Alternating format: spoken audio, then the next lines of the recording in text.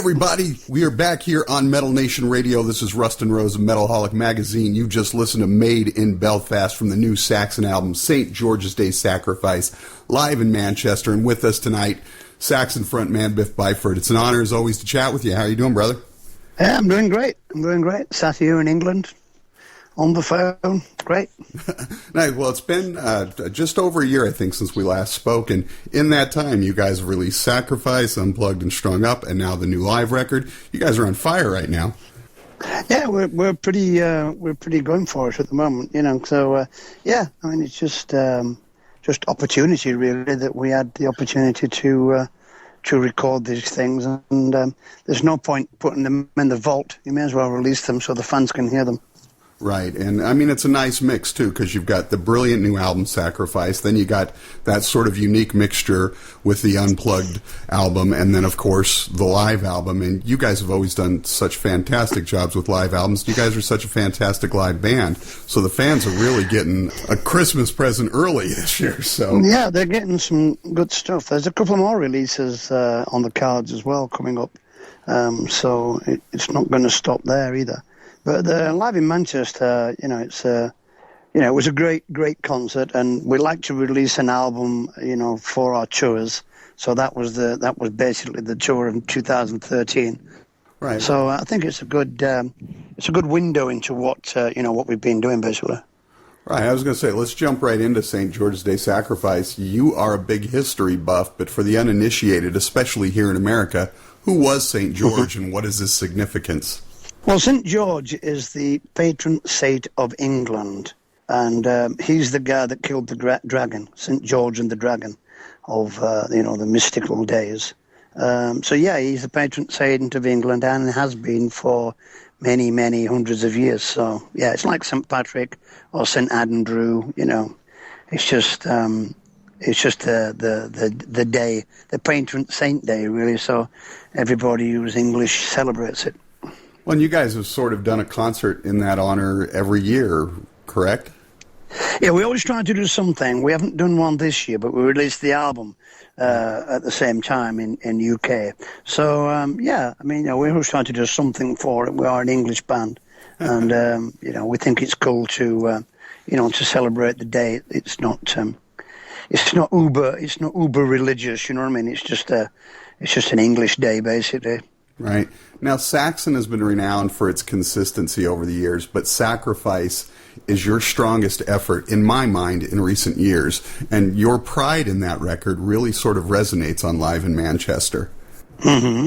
Yeah, we did quite a few songs off it on that. I think about 6 songs, maybe, if I can remember. But so, yeah, it featured on the tour, obviously, because it was the Sacrifice World Tour. Right. I mean, obviously, the set list's a little bit special for St. George's Day down there in Manchester. But, yeah, it features quite a lot. We like to play as many songs live as we can, really, off the new albums. Right, and you did. But I was going to say you had a nice cross mix, though, on the album anyway. There was plenty of Sacrifice, as you mentioned, plenty from the early years, but you also picked a few gems from the mid-years. Yeah, we try and put a few of the mid-albums in, the late 80s, early 90s in there. It's quite a nice period, when the band was going through some major transitions, and so was the music industry. So, it's a little bit like moving analog to digital, that type of thing. So, yeah, there's some great stuff on those albums. And we will be featuring a few more on the next tour as well. So we're always digging them out, Nice. Well, I was going to say, at this point in your career, that's got to be one of the most arduous tasks of all when preparing a tour, is figuring out what to play and what not to play. It's very, very hard because, we have special guests with us and usually an opener as well. So, there's not a lot of time, and especially in the theatre venues across Europe. It's different if you play in a big club or something. You don't go on stage till 12. But you're sort of restricted to around an hour 45, 2 hours. So it's difficult to get all the songs in. Right, but you guys did a fantastic job on St. George's Day, the 21 tracks, so fans cannot be disappointed in that. And it turned out... Now, that was a long show. That was a long show, 21 tracks. Yeah. Exactly, and I was going to say, the one thing that I noticed about it immediately, because I was just talking to somebody else about this, is how growing up there were so many live albums that weren't really live, and there is just a true live feel to that album. It doesn't sound like it was canned in the studio. You guys did a fantastic job making it sound wonderful, but still having that full live feel to it. Yeah, we had, we had a good system. We had a full system recording on those days, and Andy Sneap mixed it. It was fantastic. He's now working with us quite a lot, so he's got a feel for the band, and Andy's a musician in his own right, so he knows what live should sound like. And it's totally live. I mean, it's just no, there's no gimmicks on there. That's how it is. Right, which is the way it should be, and so many bands seem to have forgotten that over the years. So now, yeah, a lot of bands are a bit insecure with their sound, so they try to make it better, and then one thing leads to another, and then nothing's live anymore, So exactly, it's just how it goes, It's just one thing leading to another. Oh, let's change that. Oh, by the way, that sounds, not so good now. So that's how it is. Absolutely. So let's talk about Unplugged and Strung Up for a moment, because we didn't get a chance to talk about that last time. Was it a difficult task choosing which tracks to tackle for that album? Well, me and Doug and Paul were messing around with some acoustic tracks, and it really only just stayed with the acoustic guitars, my voice, and a tambourine, and maybe a couple of bass synthesizers going on there. So what we did was very acoustic. So, but we really weren't really serious about it. And then we did some orchestrated parts for some of our extra tracks on bonus tracks like Crusader and a couple of other things. And Call to Arms, we had an orchestra on that. So I just thought maybe, do some power songs, mid-tempo power songs with the orchestra. Do some more sort of laid-back lyrics stuff acoustically, and just re-record a couple of other tracks and put it out as an interesting project, really.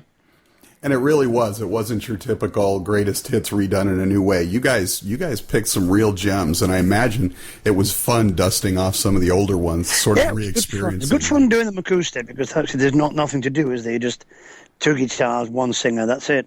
So it's not really, you can get into the, just what performance are you going to do?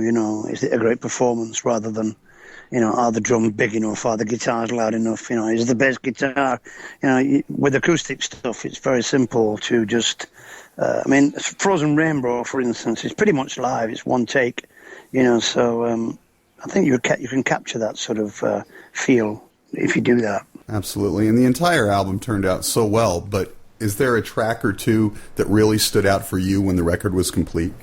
Yeah, I quite like Battle Cry. I hadn't heard that song for such a long time, and we pulled it off the Rock the Nations album, and we just slightly turned it a bit more modern sounding. But yeah, I like that song the way it turned out.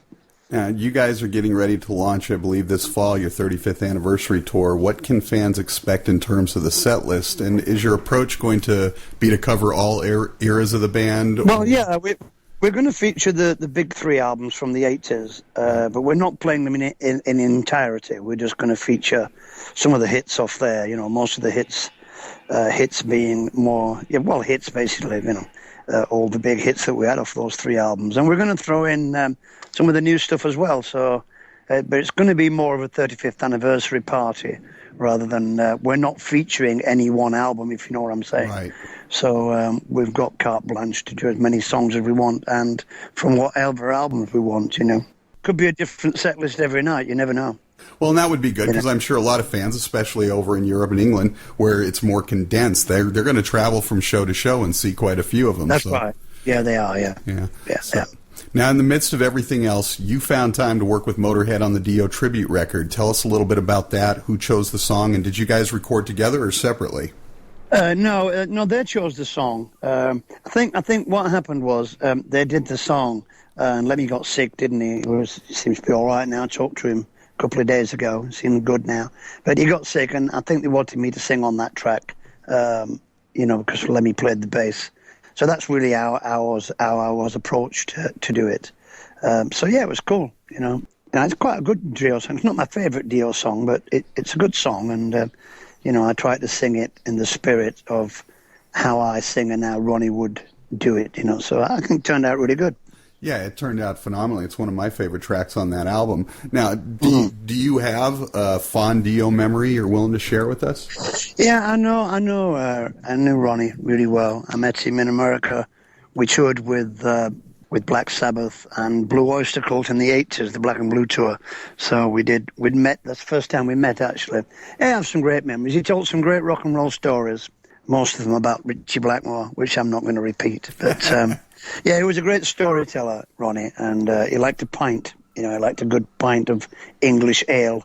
So we've sat many times with him in a curry house, telling rock and roll stories over a pint of ale and a very hot curry. Nice. He was a true gentleman too. I only had the good fortune of meeting him once, and it was definitely an honor getting to chat with him a little bit. So, last question, and you sort of segued into it a couple of times. We'll tie it all together. Great rock and roll stories, and the big three albums, as you called them: Wheels of Steel, Strong Arm of the Law, and Denim and Leather. They call them the Holy Trinity here. Exactly. That's what the fans call them. That's literally what I wrote down, sort of Saxon's Holy Trinity that sort of puts you guys on the heavy metal map, if you will. Looking back some 35 years later, for the trivia-loving fans out there, myself being one of them, can you share a few moments about making those albums that fans might not know about? Well, they were all made very quickly. I think we made Wheels of Steel in about 2 weeks. Same with Strong Arm of the Law. I think Denim and Leather took maybe 4 weeks. It was a bit more sophisticated, that album. But, we recorded everything live in one go, drums, guitars, and bass. So we listened to about 12 tracks of each song and picked the best performance. And then I would go in and do the vocals, and we'd do a couple of guitar overdubs, and there it was, Bob's Your Uncle finished. That's how they were done, those albums, very, very quickly. And, we recorded the first two albums at the Who studio in London called Battery Studios. So, yeah, it was a great time. And, it was just riding a bullet, really, Yeah, I'd actually read not too long ago, somebody had said maybe if you had spread those three albums out, it might have made a bigger impact for the band. Well, it definitely would have made a bigger impact in America, because we'd have had more time to tour there and establish Wheels of Steel and Strong Arm of the Law. But, that's how it goes, Yeah. It's swings and roundabouts, as they say in England. Awesome. Biff Byford of Saxon, the new album, St. George's Day Sacrifice, live in Manchester. Phenomenal live recording. Great show. And we look forward to, hopefully you'll get the 35th anniversary tour over here to the States if we're fortunate. Yeah, people have been talking to us about it. I think all you lot would like that tour. I think that would be a great tour to bring to the States. So, yeah, we're trying to keep it in. We're trying to fix it in with a South American tour as well. So, just keep watching our website and looking at the press, and, you'll be the first to know, won't you, that we're doing it. Fantastic. We look forward to that. Biff, again, thank you so much for taking the time, and I think we will roll out of here with the final track from the album, Princess of the Night, and we will talk with you real soon.